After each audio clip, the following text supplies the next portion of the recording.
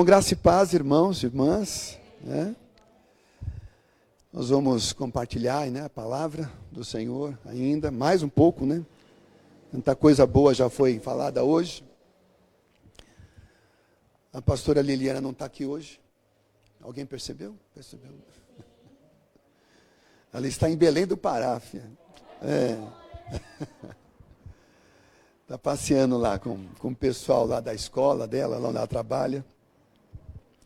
Foram fazer um passeio lá com 4 amigas lá, estão juntas. Então não pode estar aqui com a gente hoje. Mas é sempre assim, né? Alguém tem que trabalhar nessa casa, né? Então, e alguém tem que passear, certo? Então, já tem os papéis já definidos aí, né? Tudo bem, amados, amadas, irmãs? Tudo na paz? Então vamos aproveitar para a gente estar compartilhando a palavra.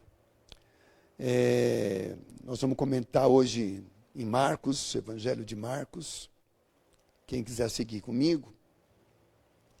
Eu também esqueci o óculos hoje, então vou apanhar um pouquinho aqui, mas eu vou conseguir, em nome de Jesus.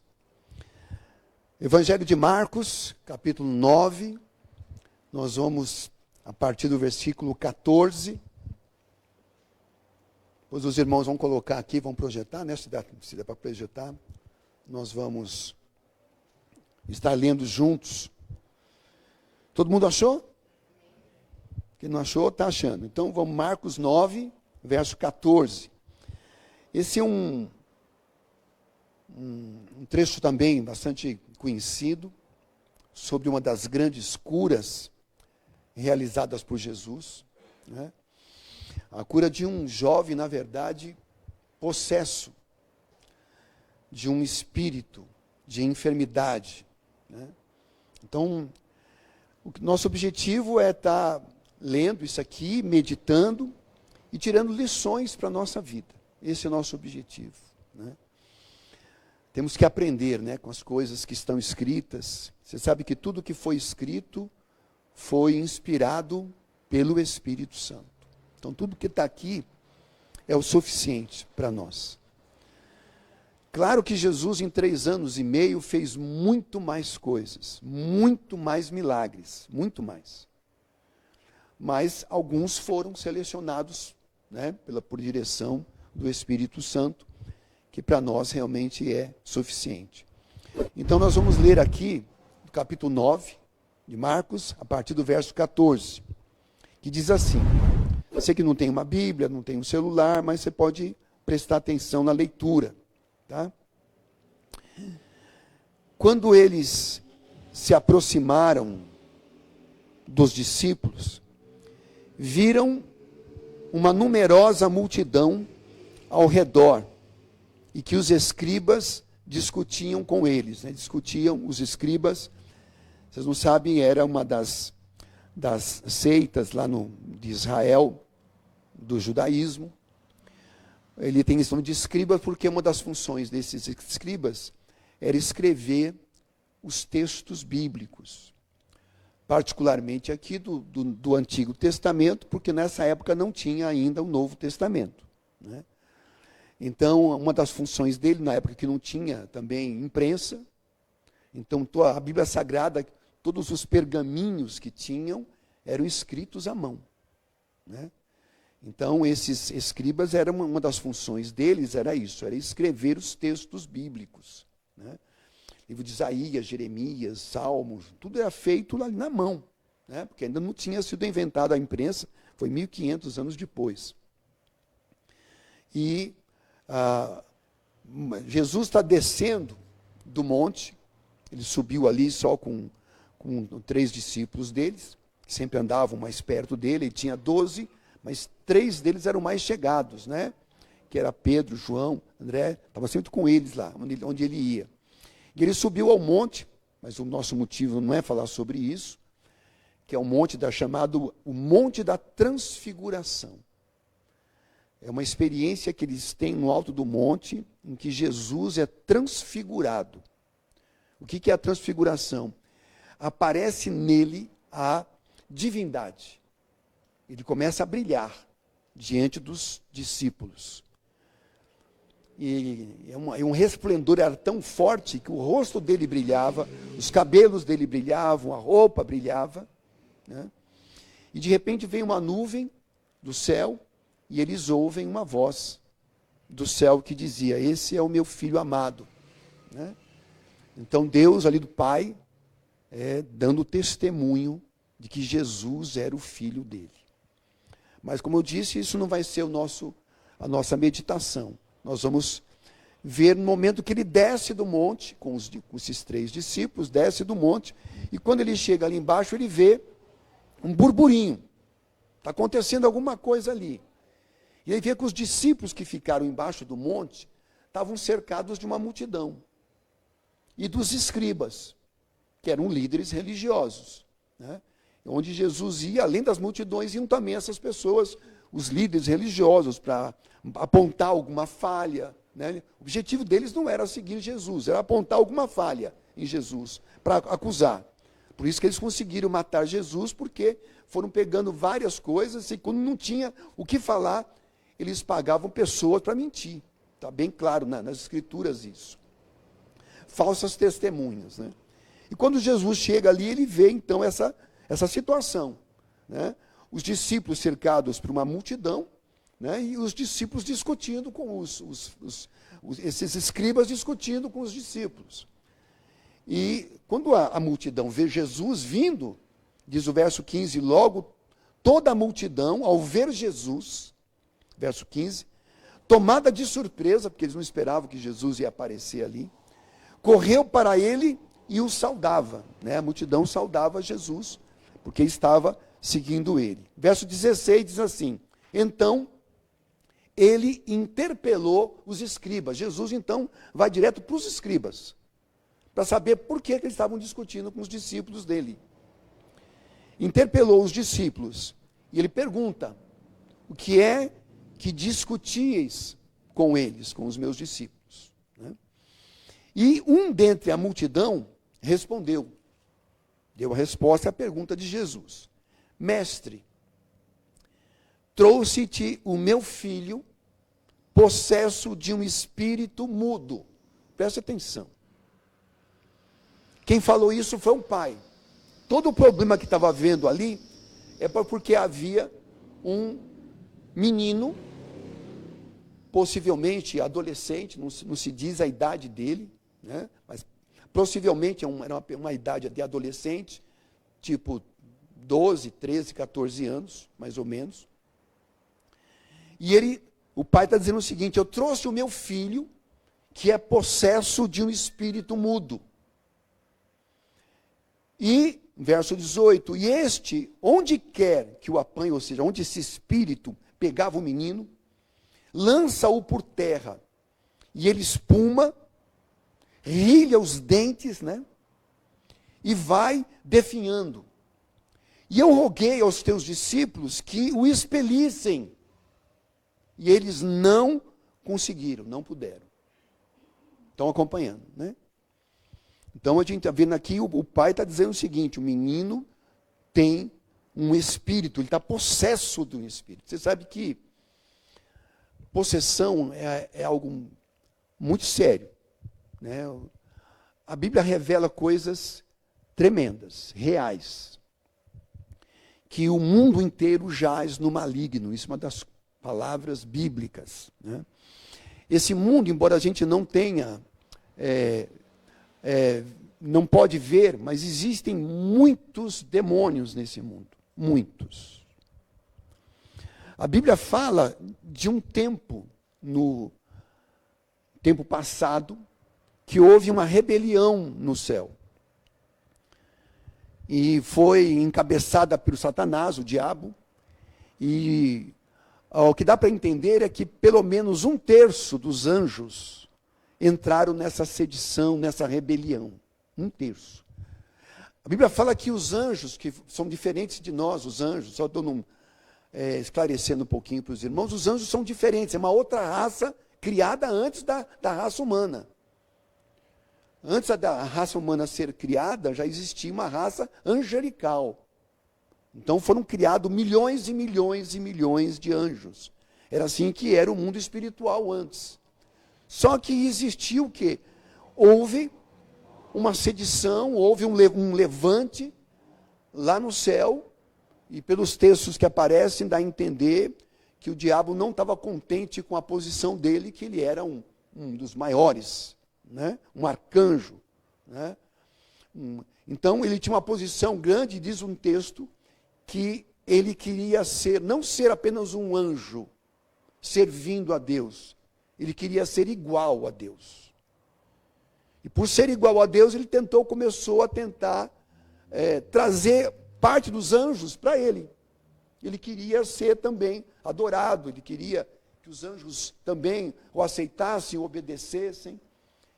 E com isso que culminou no quê? Na expulsão do diabo de todos esses anjos que participaram, Deus os expulsou. Foi nesse tempo que eles vêm para onde? Para a terra. Né? Lá no Éden você vê Satanás entrando na história da humanidade ali, quando ele entra numa serpente e acaba também levando Adão e Eva a pecar e perderem a posição que eles tinham. Agora, a palavra de Deus diz que este mundo, ele é cheio de demônios que vivem neste mundo. E o pior é que o próprio Jesus disse que o diabo lhe veio para matar, roubar e destruir. Ou seja, a essência desse anjo, desses anjos caídos, desses demônios, é que eles não conseguem ser diferentes do que são. Eles são levados ao mal constantemente. Então o objetivo deles é matar, roubar e destruir. E você sabe muito bem o que significa isso no mundo que você vive.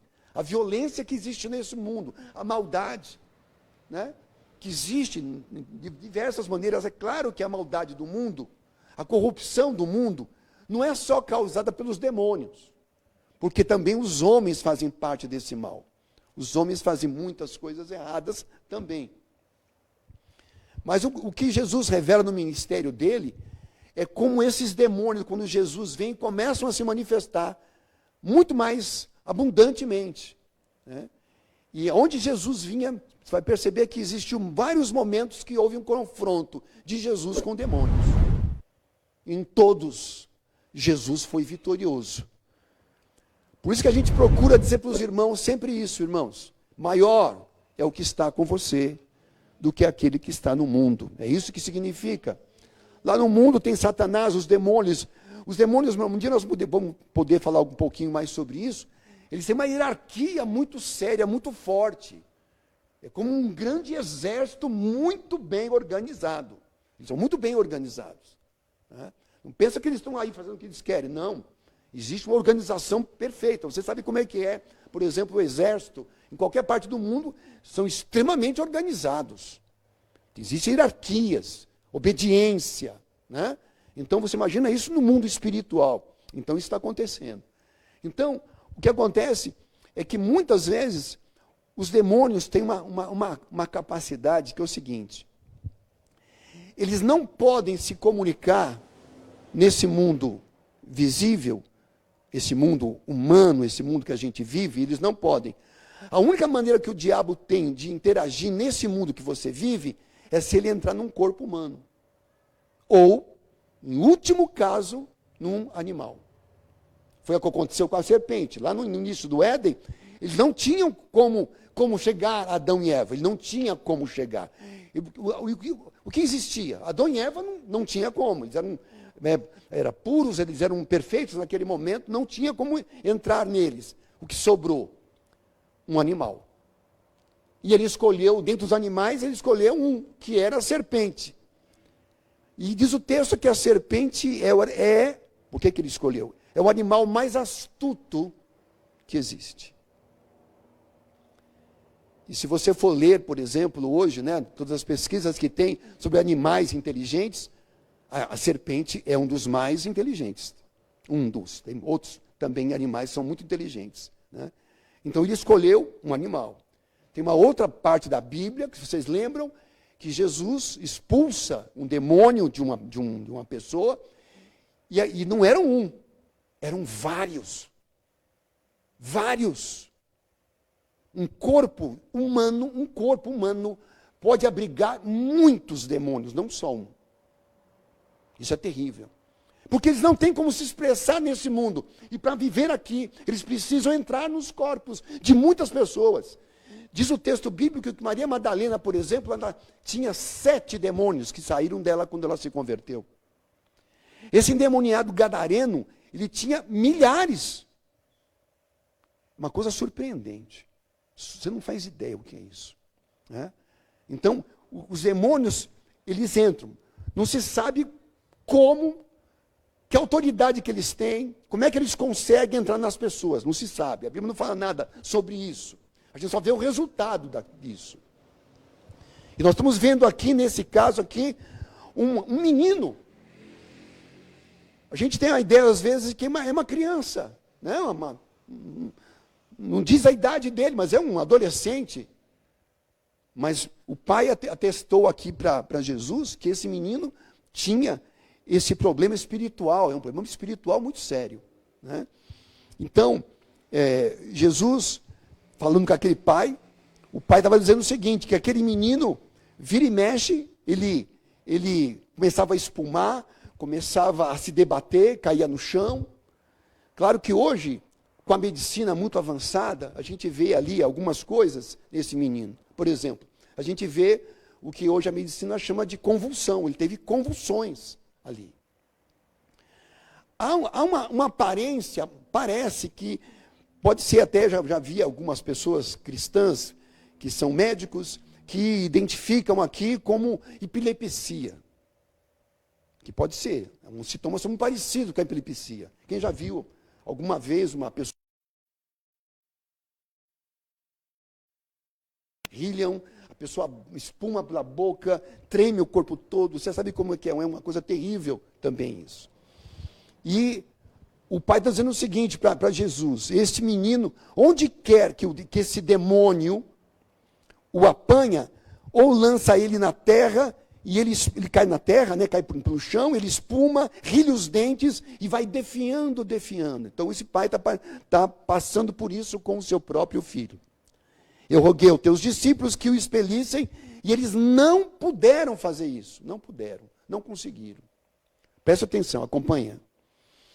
No verso 19, diz assim, então Jesus lhes disse. Sabe o que Jesus faz aqui? Ele repreende os discípulos. Eu nem imagino que se eu estivesse lá, eu ia ficar bem envergonhado, né? Porque ele repreende os discípulos na frente de todo mundo. E Jesus era assim. Não tinha papas na língua, não. Quando tinha que repreender, ele repreendia. Na frente de todo mundo. Porque ele tinha um alvo, um objetivo, fazer daqueles homens, daqueles 12 que foram chamados, fazer dele discípulos dele. De serem iguais a ele. Ele tinha essa missão de transformar aqueles 12 homens em homens parecidos com ele. Então ele era duro. É um treinamento. O discipulado é um treinamento. Então ele diz uma coisa dura, ele diz assim, ó geração incrédula. Está chamando os discípulos de incrédulos. Meu Deus. Ele sabia o que estava fazendo, claro. Ó geração incrédula, até quando eu estarei convosco? E era por pouco tempo que ele estaria lá. Mas você vê que é uma certa indignação da parte de Jesus. Até quando eu vos sofrerei? Forte, hein? Palavras fortes. Até quando vos sofrerei? Então é uma repreensão dele. Por quê? Porque ele não estava esperando que os discípulos reagissem assim, da maneira. O homem foi lá pedir ajuda e não sabiam nem o que fazer.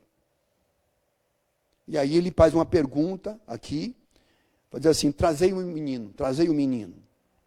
E eles trouxeram. Então Jesus lhe disse, trouxeram-lhe, e quando ele viu a Jesus, quando o menino, na verdade não era ele, era um demônio nele, porque agora ele está falando de uma possessão. Tem uma diferença, preste atenção no que eu vou falar, tem uma diferença muito grande entre possessão e opressão. Opressão maligna, opressão demoníaca, é uma situação em que a pessoa, o diabo está fora, mas ele oprime a pessoa. Pessoa, claro que não é todos os casos, mas ele começa a oprimir uma pessoa com angústia, sofrimento, tristeza, né? Vontade de morrer, de se matar, coisa do tipo. Estou dando alguns exemplos. Né? Isso aí se chama opressão. Mas existe a questão da possessão. O que é a possessão? É quando o demônio entra dentro da pessoa e a mente da pessoa some. A pessoa já não é ela mais, é outra pessoa. É o demônio que dominou a mente, dominou a vida da pessoa. Nesse caso aqui desse menino, esse menino, na verdade, era uma possessão. E diz o texto que o pai está falando para ele, explicando o que acontecia com ele. E quando trouxeram o menino para ele, quando ele viu a Jesus, o Espírito imediatamente o agitou com violência. Está aqui o texto, com violência. Está aqui, tá? Né? Com violência. E, caindo ele por terra, revolvia-se espumando. Que coisa horrível. Você imagina você ver um filho teu assim. Meu Deus, é uma coisa terrível. Ele revolveu-se na terra espumando. Perguntou Jesus ao pai. Jesus não fez nada, só perguntou ao pai do menino: há quanto tempo isso está acontecendo com ele? E o pai responde: desde a infância. Por isso que a gente tem uma ideia mais ou menos de que ele era um adolescente, porque esse mal estava acontecendo desde a infância dele. Fazia alguns anos já desde de criança, pequena. Você vê como esses demônios são maus, como existe muita maldade que você não sabe. Nós desconhecemos o que o diabo faz para destruir uma família, para destruir um casamento,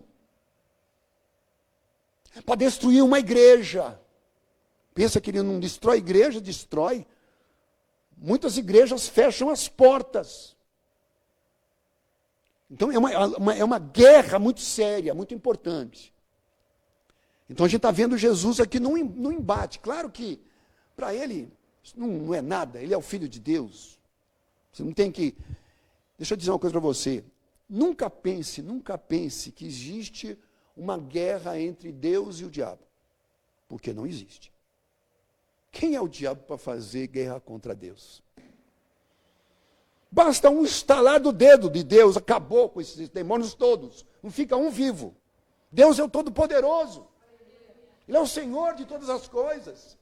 Você não tem que temer isso. Não tem que temer. Eu me lembro de uma vez era um pastor, amigo nosso, que ele morava numa casa, e do lado da casa dele tinha um vizinho, e esse vizinho mexia com coisas estranhas, né? Coisas, ocultismo, mexia com feitiçaria, não preciso citar os nomes aqui, né? Mexia com essas coisas, né? E vira e mexe, de manhã ele via algumas coisas jogadas no quintal dele, na casa dele, né? Alguns feitiços que jogavam lá na casa dele, né? Você sabe o que é isso, né? Tantas coisas já aconteceram e lá parecia que o vizinho do lado não gostava deles, porque eles eram cristãos, ele era pastor, frequentava a igreja, eles não gostavam, eles tentaram se aproximar e não houve conversa. Eles jogavam um monte de coisa na casa deles. E eu dizia: aí pastor, o que você fazia com essas coisas? A gente era novo convertido, o que eu faço com uma coisa dessa? Né? Já tinha medo de um negócio desse, né? Ele dizia: nada, eu pegava uma vassoura, pegava lá uma pazinha de lixo, punha dentro da lixo, punha no saco de lixo e deixava o lixeiro levar. Qual o problema? Porque, irmãos, é isso. Quem anda com Deus não tem medo de nada, irmão. Você entendeu isso? Pode dizer glória a Deus por isso? Irmão, quem anda com Deus não tem medo de nada. A Bíblia diz que o diabo não pode tocar em você, ele não pode. Vocês lembram lá de Jó? Jó só sofreu o que ele sofreu porque Deus permitiu que o diabo tocasse nele. Só. É um exemplo único. Não existe outro igual. Nunca vai existir um Jó. Eu dizia assim: eu sou que nem Jó. Cala a boca. Cala a boca, meu. Você é igual o Jó o quê? Né? Tem gente que não tem noção. O Jó foi uma situação única. Nunca existiu antes e nunca vai existir depois ninguém igual o Jó. Foi um caso único. Porque hoje nós vivemos debaixo da graça. E debaixo da graça nós somos protegidos pelo Pai, pelo Filho e pelo Espírito Santo. Maior é o que está em nós do que aquele que está onde? No mundo. Você, quando a Bíblia diz que você é mais do que vencedor e vencedora, isso é real, é verdadeiro. Você não tem que ter medo de nada. Porque Deus é a nossa vitória, entendeu? Quando você vê Jesus aqui fazendo isso, você vê que ele fala com o pai diz que ele, desde a infância, sabe, o menino já sofria com isso. Que terrível, né? Como é que o diabo entrou lá? Não se sabe, não se fala nada. Mas aconteceu. Quantos daqui já viram uma pessoa realmente endemoniada? Quantos?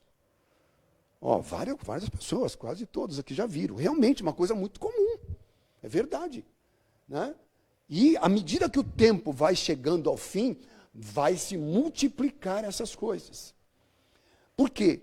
Você vê que tem pessoas que estão opressas por demônios e são aparentemente normais.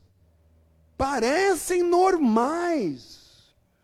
Não é um cara passando, espumando na boca, na rua, não. São gente normal, aparente, não trabalha, né? Estuda, faz muita coisa, sabe? Como Maria Madalena, que era uma mulher aparentemente normal, mas que tinha 7 demônios sobre a vida dela. Né? Depois que eles foram expulsos, ela se tornou uma seguidora de Jesus, cheia do Espírito Santo. E aqui, o pai, falando com o pai, desde a infância ele respondeu. Aí, no verso 22, ele completa, né? E muitas vezes o tem lançado no fogo e na água para o matar, mas se tu podes, preste atenção agora. O demônio fazia coisas, se aparecia um rio, por exemplo, ele fazia o menino se jogar dentro do rio. Ou se tinha alguma coisa de fogo, hoje poderia um fogão, sei lá, uma fogueira, né? E ele levava o menino. Eu imagino que o menino devia ter muitas marcas no corpo, porque estava sofrendo isso já há muitos anos. Né? E o pai diz isso para ele, e aí o pai faz um apelo. Presta atenção aqui, nós vamos começar a pensar um pouquinho melhor aqui. O pai faz um apelo para Jesus. Isso aqui que nos ensina muita coisa. Mas ele diz assim, mas se tu podes, preste atenção nisso, se tu podes alguma coisa, falando com Jesus, o Filho de Deus, hein? Aquele que repreendeu o mar, o vento, acabou, não é? Se tu podes fazer alguma coisa, né? Tem compaixão de nós e ajuda-nos. Eu gosto muito dessa resposta de Jesus para aquele pai. E diz, ao que Jesus lhe responde, se podes. Ele responde a pergunta com outra pergunta. Mais ou menos assim, como assim, se eu posso? Porque qualquer pessoa que ia para Jesus, ele ia com o quê? Com fé. Ele ia com fé. Ele ia para ser curado, ia ser para ser liberto, porque ele cria que Jesus é o Filho de Deus. Ele tinha fé no poder de Jesus Cristo. Mas esse pai aqui, você vê ele que não está com fé. Não posso dizer nem muita nem pouca. Você vê que ele, se o Senhor pode fazer alguma coisa pelo meu filho, como assim? Se eu posso. Eu gosto dessa palavra porque é como se Jesus pegasse a bola na mão e devolvesse a bola para o rapaz, para o pai. Joga a bola. Com essa frase que ele diz o seguinte, essa frase aqui é uma frase que nós cantamos agora há pouco num cântico aqui, né, do coral, né? E ele, então, diz assim, tudo é possível para mim. É isso que ele está dizendo? Não. Tudo é possível ao que crê. Se você crê, você pode todas as coisas. É claro que você entende, meu irmão, minha irmã, que Deus pode todas as coisas. É um fato. precisa nem dizer, isso é fato. Mas não é isso que Jesus está dizendo. Está dizendo que você pode. Tudo é possível para você. Eu não vi nenhum amém, né? Acho que não receberam a palavra, não receberam. Hã? Hã? Então, não, você tem que entender que Jesus está dizendo uma coisa muito importante a teu respeito. É sobre você que ele está falando. Que para você tudo é possível. Se você crer. Basta você ter fé e crer. Eu insisto muito com os irmãos sobre a questão da oração, porque a pessoa pode, você vai ter que concordar comigo. Você já orou pedindo algo a Deus, e lá no fundo do seu coração você não cria exatamente que ele ia responder? Será que Deus vai responder? Você já percebeu quando vai ver tem uma duvidazinha dentro do coração? Uma dúvida lá, uma dúvida. Às vezes a gente é assim, às vezes a gente tem dúvidas. Eu estou pedindo algo a Deus, mas eu já de antemão já estou, será? E aqui, Jesus está falando do que? Uma coisa diferente. De certeza. Tudo é possível. Aquele que crê. Se você lembrar de algo que você pediu a Deus e você recebeu, é porque você creu. E quando você crê, você toca no poder de Deus, é isso. Quando você crê, você toca no poder de Deus. Não há doença que fica de pé, meu querido. Não há mal que perdure. Você tem que entender que a obra de Deus, irmão, é uma coisa muito grande. Não é só frequentar a igreja. Não é só cantar no coro. Não é só fazer qualquer coisa no âmbito da igreja. O reino de Deus é muito maior, muito mais poderoso do que tudo isso. Por isso que é uma coisa gloriosa você andar com Deus. Não é você não está sendo chamada para ser um religioso aqui dentro. Não é professar uma religião, agora eu sou evangélico. Para com isso. Você foi chamado para andar com poder sobre essa terra. Para andar vencendo o mal. Você foi chamado para vencer o mal. A Bíblia diz que Jesus veio para destruir as obras do diabo. Você crê nisso? Dá uma glória a Deus então. Jesus veio para destruir as obras do diabo. Só que agora ele voltou para o céu, depois da ressurreição. Sabe quem vai destruir a obra do diabo agora? Nós. A igreja, você e eu, e tem que ter coragem de enfrentar e não ter medo de nada. Que assim, um soldado que vai para a guerra, ele não pode ir lá com medo. Será que eu vou levar um tiro? Será que eu vou me prender? Não. Vão para as cabeças. É assim, né? Por isso que Jesus pode dizer, filho, se eu posso, tudo não é, poderia colocar aqui, quase todas as coisas é possível ao que crê. Está dito assim aqui? Não. O que ele disse? Tudo. Você crê nisso? Eu creio, irmão. Irmã, eu creio que é tudo. Sabe? Então quando você vai orar, meu irmão, minha irmã, ore com fé, ore crendo, ore esperando, ore confiando, ore sabendo. Porque oração é saber. Quando você ora, você sabe e você crê. Amém, amados? Amém. Nós temos muito para aprender ainda sobre oração e sobre fé. Temos muito para aprender. Então, em verso 24, imediatamente o pai do menino, exclamando com lágrimas, quando ele ouviu essa palavra de Jesus, ele chorou, o pai do menino. Ele disse, eu creio. Não foi uma coisa muito forte, né? Ele disse, eu creio, e ao mesmo tempo ele diz assim, ajuda-me na minha falta de fé. Foi sincero, pelo menos foi sincero. É melhor uma pessoa sincera assim, do que a pessoa que finge que crê e não crê. Não é? Que quer mostrar que tem fé e não vive à altura disso. Ele disse, eu creio, mas me ajuda na minha falta de fé. Então, meu querido, você é chamado, minha irmã, meu irmão, para você crescer em fé. Esse lugar é um lugar que você frequenta para você crescer em fé. Para você ser vencedora, ser vencedor, você ser uma pessoa vitoriosa, ter uma vida abençoada. Não é perfeita, porque nós estamos no mundo. Irmão, não espere uma vida perfeita aqui embaixo. As promessas da Bíblia é uma vida perfeita lá na glória, lá no céu, lá é perfeito. Lá, meu querido, não haverá doença, enfermidade, dor, não haverá cemitério, não haverá pronto-socorro, né? Não haverá farmácia, não haverá remédio, né? Nada disso.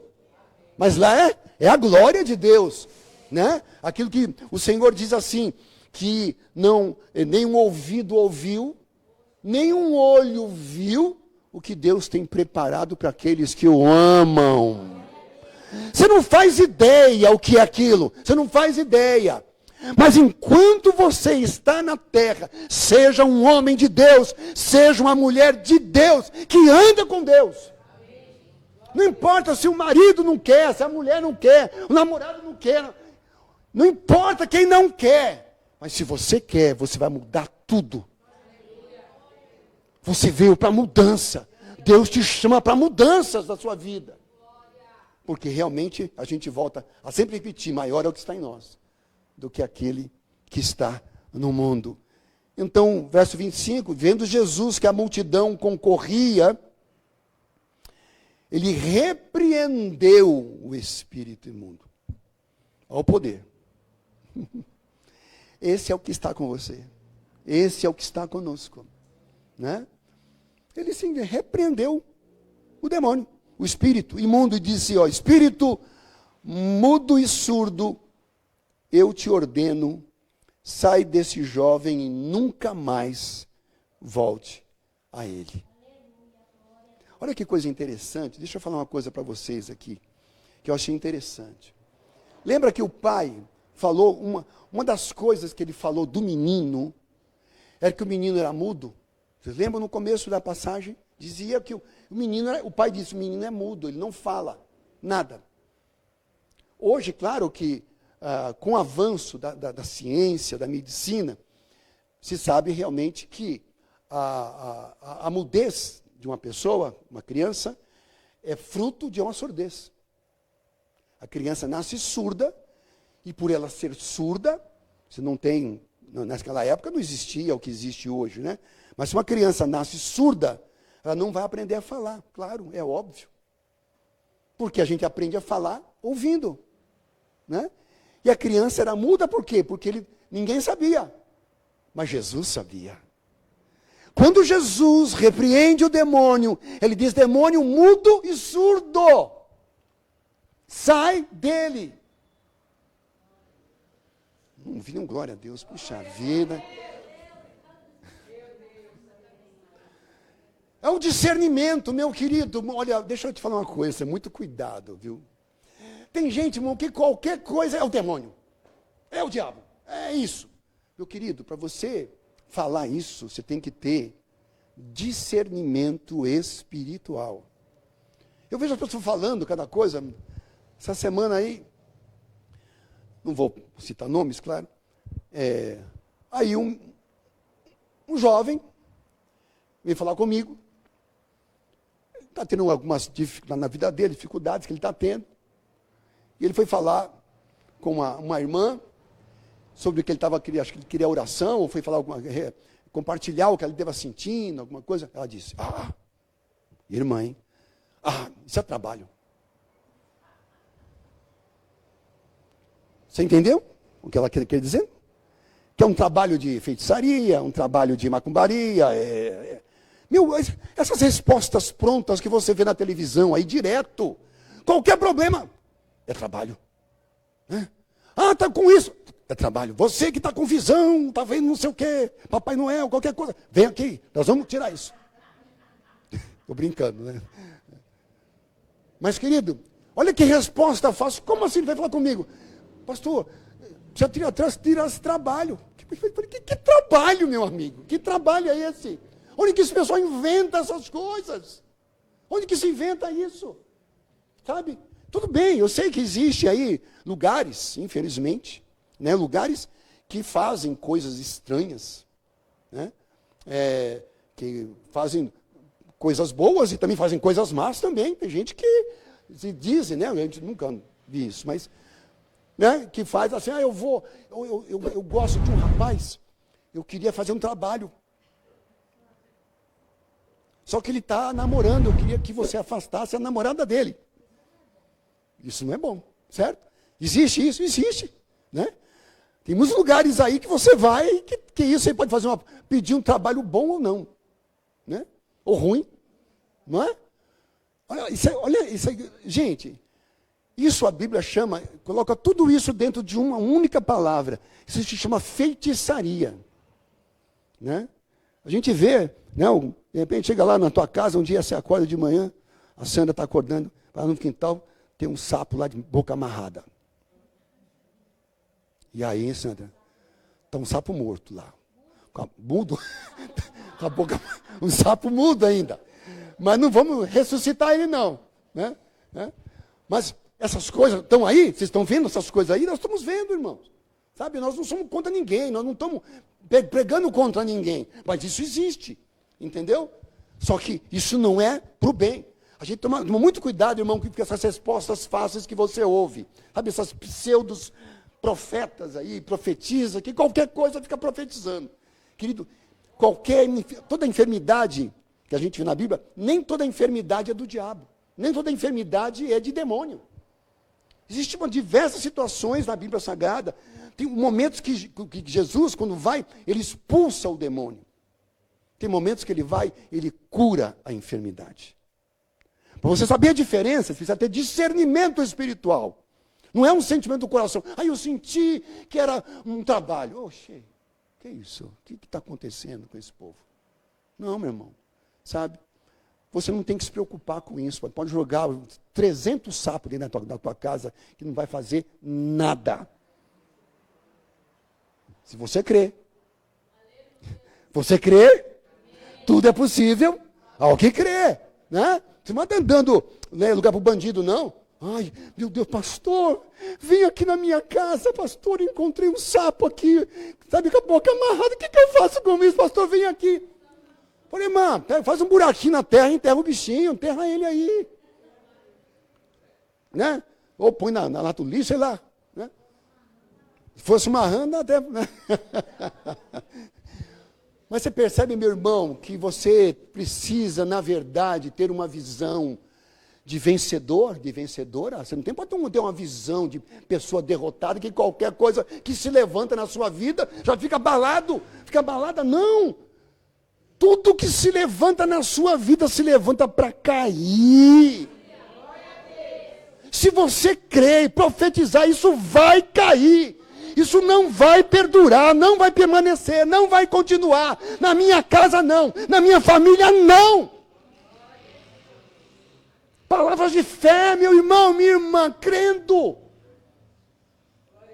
É assim que você vai ver a glória de Deus, você pode mudar.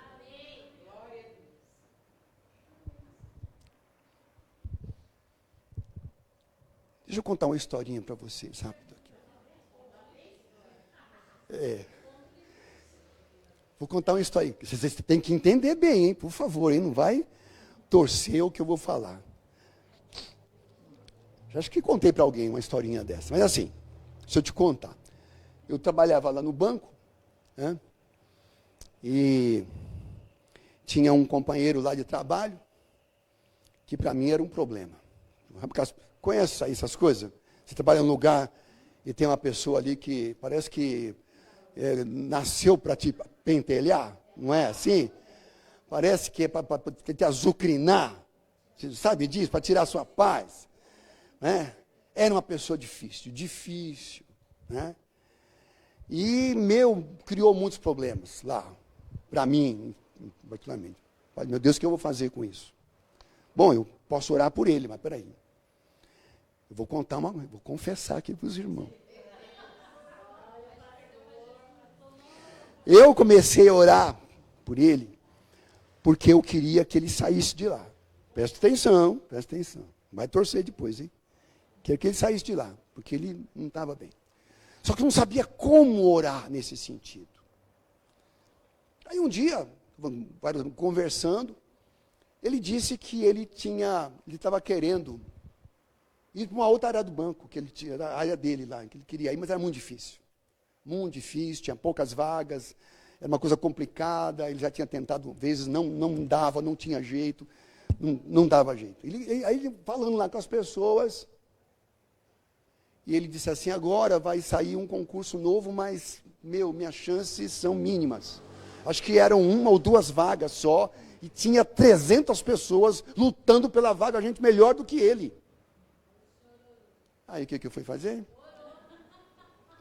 Eu fui orar, olha só, não é pelo mal, mas pelo bem. Eu fui orar para Deus abrir a porta para ele. E eu comecei a orar por isso, orar para que Deus abrisse a porta para ele. Eu falei para ele, fulano, né? Você disse assim para ele, rapaz, você vai fazer um concurso? Eu vou fazer, mas faz que você vai passar, disse para ele. Faz que você vai passar, eu estou orando por você. Falei para ele. Puxa, que bom, né? Obrigado, né? E eu orei todo dia, porque oração é assim, mas quando você pega algo para orar, é todo dia, eu estava lá orando. Chegava no banco, ela para o banheiro, orava por ele. Estava trabalhando com ele e eu olhando para ele lá assim, Senhor, orando. E aí chegou o dia do concurso, ele estava nervoso. Falei, vai, cara, vai em paz. Deus é contigo, vai. E ele foi. No final do dia ele me ligou. Pastor, não, que não. Falei assim, rapaz, sabe o que aconteceu? Vai ser. Eu passei, eu estava feliz, gritando. Não sei como, mas eu passei. Já me deram aqui, falaram que eu passei. Eu vou sair daqui uma semana, eu estou fora daí. Falei, glória. Você entendeu? A gente não faz para o mal, a gente faz para o bem. Ele ficou feliz, muito feliz. E eu também fiquei muito feliz, entendeu? Né? Por isso que você vê, irmão, o que você tem na sua mão, é que você às vezes não usa o que você tem. Nós não oramos pelo mal de ninguém, entendeu? Mas você tem na sua vida, no seu coração, na sua mão, o poder de Deus está com você. A tua vida pode mudar, sua casa pode mudar, seu emprego pode mudar, sua vida financeira pode mudar, sua vida conjugal pode mudar, tudo pode aquele que crê. Amém, amados? Verso 25 diz que vendo Jesus que a multidão concorria a repreender o espírito imundo, dizendo, espírito mudo e surdo. Agora, Jesus discerniu que era um espírito mudo e surdo. Não quer dizer que todo mudo e surdo é de demônio. Você entende? Né? Não podemos, tem gente que, qualquer coisa já tem uma superstição. Olha, irmão, dentro das igrejas tem muita superstição. Você sabe disso, né? O povo fala sem pensar, né? E aqui, esse jovem foi identificado por Jesus como tendo um espírito imundo, surdo e mudo. Mudo e surdo, né? Jesus curou surdos que não tinham demônio. Jesus curou mudos que não tinham demônios. Entendeu? Então você tem que ter muito cuidado, tem que ter discernimento para falar uma coisa que você não sabe o que está falando. Entendeu? Muito cuidado. Porque tudo que você fala, sabe, sem saber, dizendo que é de Deus, você vai responder depois com isso. Então, cuidado com o que você fala, dizendo que Deus falou. Né? É muito importante ter esse discernimento. E ele, menino 26, verso 26, e ele, clamando e agitando muito, saiu, deixando como se estivesse morto, a ponto de muitos dizerem, morreu. O bichinho caiu duro ali. Todo mundo olhou e disse, morreu. O menino morreu. Hã? Morreu nada, filho. Caiu sob o poder de Deus naquele momento. Mas Jesus, olha que Jesus é maravilhoso. Foi lá e pegou na mão, puxou o bichinho, levantou e ficou de pé. Mas Jesus, tomando pela mão, o ergueu e ele se levantou. E quando entrou em casa, depois do acontecido, vou terminar aqui, os seus discípulos lhe perguntaram em particular, presta atenção, por que que nós não podemos expulsá-lo? Essa é a pergunta, né? Questão, por que que a gente não conseguiu expulsar? E a resposta de Jesus é para a nossa reflexão ainda nessa noite. Ele disse, respondeu-lhes, esta casta não pode sair, senão por meio de oração e jejum. Ou seja, olha que interessante, ele falou casta. Você vê que esses demônios são divididos em diversos tipos de castas. Essa casta em particular é uma casta forte. Por isso, irmão, a importância de você se dedicar mais à oração. E sempre que possível fazer também jejum, inclua jejum. Sabe? Porque isso te dá poder, te dá força. Quanto mais tempo você gasta em oração, mais poder você tem na sua vida. Por isso que o diabo trabalha muito, irmão, para você não orar. Vou te dizer uma coisa. O diabo não quer que você ore. O diabo não quer que você jejue. O diabo não quer que você leia a palavra. Vou dizer uma coisa mais forte ainda. O diabo não quer que você venha na igreja. Sabe por quê? Para você não ouvir o que você ouviu hoje. Nós estamos tirando da mão do inimigo as armas que ele levanta contra a nossa vida, contra a nossa igreja, contra a tua vida, a tua família. Mas quando você ouve uma palavra dessa, você vai sair daqui hoje diferente como você entrou. Em nome de Jesus, em nome de Jesus. Então, meu querido, venha para o reino, venha para Jesus. Tome decisões na sua vida. Eu quero Deus na minha vida. Eu quero me entregar meu coração totalmente a Deus. Eu quero ser todo de Deus, toda de Deus. É isso. Não fica longe, vem para perto. Porque o Senhor disse, buscai a mim enquanto se pode achar. É isso.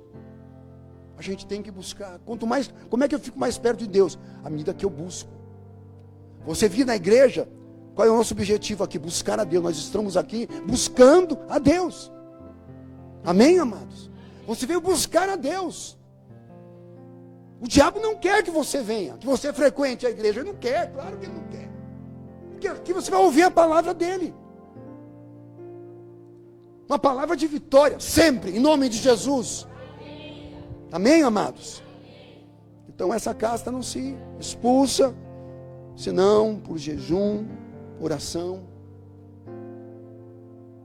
Você está aqui, sabe por que você está aqui? Eu não tinha o que fazer em casa, pastor. Mas não. Você está aqui porque foi Deus que te trouxe aqui. Toda vez que você sente vontade de estar na igreja, isso é Deus trabalhando. Toda vez que você não sente vontade nenhuma de vir à igreja, já é o diabo trabalhando. Você tem que entender, né? Você está envolto num mundo espiritual, meu querido. Olha, está em volta de nós. Isso é sério. Mas hoje você teve vitória em nome de Jesus. Vamos ficar de pé, amados.